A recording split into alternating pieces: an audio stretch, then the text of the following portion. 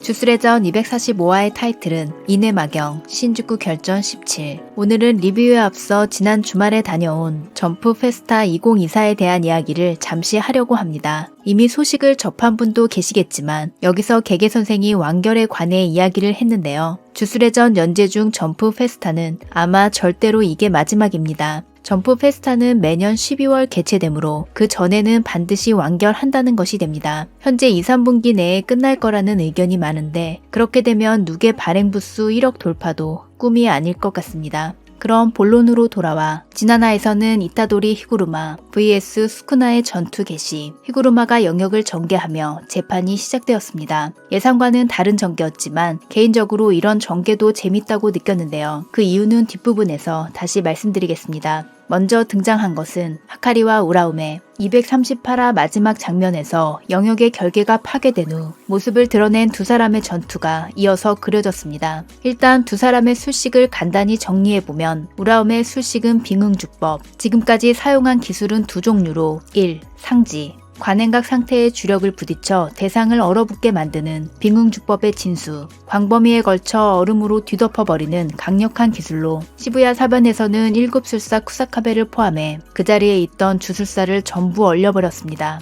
또한 출력 최대 상지는 각성한 마키도 얼릴 정도의 막강한 출력을 자랑합니다. 2. 직폭. 술식의 상세한 내용은 아직 나오지 않았지만 시부야 사변에서는 대상을 동결시켜 구속하고 머리 위에서 얼음 기둥을 낙하시켰는데요. 스쿠모의 등장으로 전멸시키지는 못했지만 뒤쪽에 출현한 거대 얼음 기둥만 봐도 그 살상 능력을 짐작할 수 있습니다. 다음은 하카리의 술식. 좌살박도에서 대박이 나오면 보너스로서 4분 11초 동안 무제한으로 주력이 흘러넘친다. 무한히 넘치는 주력으로 하카리 자신이 부서지지 않도록 육체가 반사적으로 반전 술식을 행해 불사신이 된다. 4분 11초 동안 주력과 과열된 술식이 회복되므로 대박에 당첨되는 한 몇 번이고 영역 전개가 가능하다. 카시모 하즈메는 반전 술식 사용자를 죽이는 방법 두 가지를 전부 시도했지만 하카리는 머리를 부숴도 즉시 재생시키고 고도의 반전 술식 운영이 요구되는 독극물에도 대응했습니다. 그리고 이번 화에서 밝혀진 정보, 하카리의 재생 속도는 고조나 스쿠나를 능가한다. 원래 반전 술식에는 지극히 섬세한 주력 조작이 필요하지만 하카리의 경우 이것이 풀 오토로 행해지므로 작중 최고의 재생 속도를 가지고 있는 것으로 판명되었습니다. 하카리와 오코츠는 고조로부터 나와 맞먹는 주술사가 될 거라고 인정받은 학생이죠. 오코츠는 주력량, 하카리는 반전 술식에 의한 재생 속도, 두 사람 모두 고조를 능가하는 점을 하나씩 가지고 있는 것이 참 재밌었습니다. 한편 이번 화에 그려진 하카리의 전투는 카시모전과는 약간 느낌이 달랐는데요. 카시모전에서는 어쩔 수 없이 다치고 재생시키는 느낌이었다면 이번 화에서는 아예 신체 파괴를 전제로 행동하는 느낌이 들었습니다. 하카리의 킥을 우라우메가 맞고 얼렸을 때 스스로 다리를 부러뜨리고 재생시킨 후 날려버리는 장면에서 저도 모르게 우아스 소리가 나왔는데 바로 이어서 우라우메가 이 부분에 대해 언급합니다. 인식을 고친다. 현대의 술사는 인간으로 있으려는 마음이 강해 인간성을 유지하기 위해 자기 안에 팽창하는 이능을 아는 채 부술 수 있는 걸 부숴서는 안 된다고 타이른다. 그러나 그 인간성이야말로 고독을 두려워하는 약함이다. 우라우메의 대사는 눈앞에 있는 하카리에게 한 말이지만 고조를 떠올리게 했습니다. 이전 영상에서 고조는 평생 가도 스쿠나를 이해할 수 없을 것 같다는 말씀을 드렸는데요. 그것은 고조에게 인간성이 있기 때문입니다. 반대로 인간성을 상실한 스쿠나는 강자이면서도 강자들이 품고 있는 고독 따위 전혀 느끼지 않고 그래서 그가 강한 거라고 우라오메는 말하고 싶은 건지도 모르지만 사람으로서 살아가려는 현대의 술사, 인간성을 유지하면서 이능을 사용하는 현대 술사의 삶의 방식이 정말 약한지 어떤지는 마지막까지 가봐야 알 수 있을 거라고 생각합니다. 하카리는 오코츠에게도 인간성에 대한 이야기를 들었다고 하는데요. 제가 이번 화에서 가장 좋았던 장면은 이 부분입니다. 고조로부터 인정을 받은 두 사람이 서로를 인정하고 있다는 것. 흐름을 탔을 땐 자신보다 강하다고 하는 오코츠, 할 때는 하는 남자라는 하카리. 서로에 대한 신뢰가 느껴져서 아주 든든했습니다. 배수관을 파열시켜 사방에 물이 뿜어져 나오는 상황에서 우라오메는 새로운 기술을 발동하는데요. 마치 오이 발동 같은 분위기가 있어서 어떤 기술일지 아주 기대됩니다.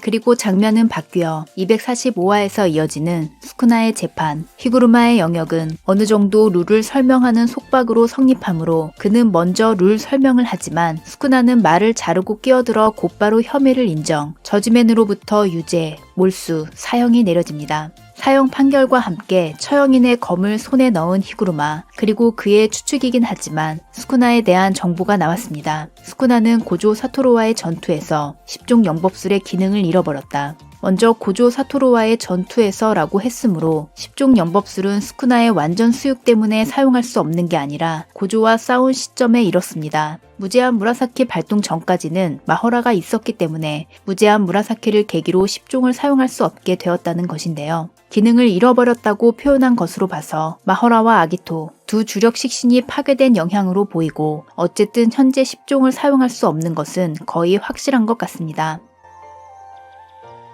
미즈시를 몰수했다고 생각한 순간 날아드는 보이지 않는 참격. 스쿠나가 참격을 날릴 수 있는 이유는 대상이 주구를 휴대하고 있는 경우 몰수는 술식이 아닌 주구에 적용되기 때문에, 즉 몰수의 우선순위는 1. 주구, 2. 생득 술식, 3. 주력으로 이러한 규칙 때문에 스쿠나의 술식은 몰수되지 않았습니다. 히구르마는 주술의 천재적인 재능을 가지고 있지만 경험치가 적은 약점이 드러나는 순간이었는데요. 사실 그는 이타도리와 싸울 때도 몰수 페널티는 어디까지나 술식 사용을 불가능하게 만든다고 알고 있었습니다. 이타도리의 주력이 나오지 않는 걸 보고 나서야 술식이 없으면 주력을 몰수한다고 추측했기 때문에 몰수의 최우선순위가 주구라는 것을 몰랐을 가능성은 충분히 있습니다. 물론 1개월의 준비 기간 동안 놀았니? 라는 말을 들어도 어쩔 수 없는 상황이 되었지만 개개 선생이 남긴 점프 권말 코멘트를 보면 히구르마의 활약은 이게 끝이 아닙니다. 이것을 보면 이번 재판은 이타도리에 대한 3심으로 행해졌지만 아마도 다음은 스쿠나의 1심 재판이 열리지 않을까 싶은데요. 이번 판결로 주구를 몰수하고 처형인의 검을 손에 넣었으므로 다음 재판에서 몰수를 받아내면 이번에야말로 술식을 봉인할 수 있다는 생각이 들었습니다. 애초에 이타도리에 대한 3심을 행한 이유는 저지맨이 고르는 죄상이 랜덤이고 사형에 해당하는 중죄를 고르지 않을 가능성이 있었기 때문으로 이제는 어떤 죄상을 골라도 문제없기 때문에 히구르마가 다시 영역을 전개할 수만 있으면 원래 계획으로 돌아갈 수 있습니다. 게다가 몰수는 원래 부가형으로 이타도리의 경우 부가형이 예외적으로 주형이 된 케이스입니다. 그래서 스쿠나의 경우 주형 플러스 몰수를 받게 될 가능성도 있습니다. 한편 술식이 아닌 주구를 몰수당한 것은 스쿠나도 예상하지 못한 일이었습니다. 거기다 히구르마에게 날린 참격은 그를 죽이지 않기 위해 가볍게 날린 것으로 보였는데요. 위험을 감수하면서까지 그가 처형인의 검을 보려고 한 이유를 생각해 보았습니다. 처형인의 검이 처음 등장했을 때 상대가 텐겐이라면 어떻게 될까 라는 이야기가 많이 나왔던 기억이 있는데 예외 없이 반드시 죽음에 이르게 하는 검 vs 불사의 술식을 가진 텐겐, 지금에 와서 이것이 다시 부상하기 시작했습니다. 켄자크와 텐겐은 친구, 그리고 스쿠나의 대사를 보면 그와 텐겐도 과거 어떠한 인연이 있습니다. 그래서 그가 처형인의 검에 흥미를 보인 이유로 불사의 텐겐을 죽이기 위해서, 불사의 술식을 손에 넣기 위해서 텐겐과 비술사의 동화로 탄생하는 1억 명의 주령이 불사의 술식을 가지고 있을 경우에 대비하기 위해서 라는 추측이 나왔습니다. 또 하나는 단순한 재미. 스쿠나가 주술 오타쿠라는 것은 쉽게 알 수 있고 재밌어 보이는 녀석이 있으면 놀아주기도 하는 타입인데요. 그러다가 마음에 드는 기술이 있으면 천재적인 주술 센스로 자기 것으로 만든다. 처형인의 검의 주술적인 구조를 보고 참격의 필살이라는 특성을 더하거나 새로운 기술을 만드는 것도 어쩌면 가능합니다. 그러나 아무리 스쿠나라고 해도 불가능한 일은 분명 존재하죠. 그래서 난이도가 높아 보이는 히구르마의 기술을 따라하는 게 아니라 아예 빼앗을 가능성도 나오고 있습니다. 스쿠나가 타인의 술식을 빼앗는다. 여기에 대해서는 이전 영상을 참고하시면 좋을 것 같습니다.